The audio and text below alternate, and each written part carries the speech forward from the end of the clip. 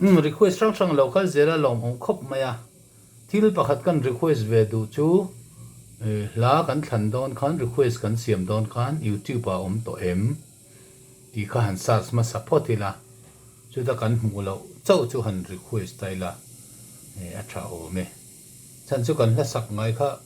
kan request fo thei a ma chang te hian christian lu number zanga pariat ring nun kan jin khonga hian ti kha ran request a salokang ring nun kan jin khonga hian kan ngai che tharau thiang hi min kai la chung van kan nan tle min nam te min fuai zero thu ro yang zai dam kan tin lu ron ro khat la num ze mo al kristan mo ta kha ni tin ni chir ti ram se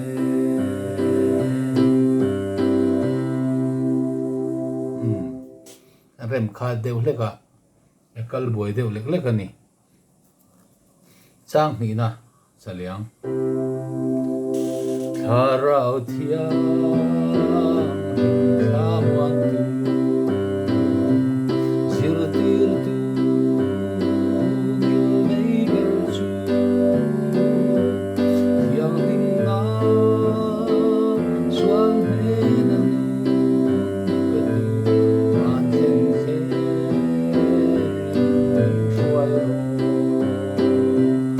thu ro yang zai dam kan tin lu ro khat la num ze mo kristan ta ni tin ni se o van le man se sual chung hui jing chem kiang la o ran ho te min sa ta re sual lo ra kan wan me a thu ro yang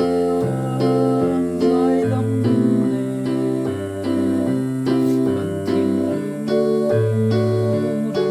ro khat la num ze mo kristan mo ta kha ni tin ni chir ti ram che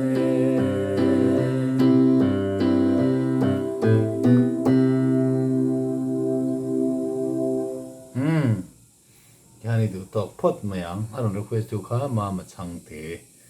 ani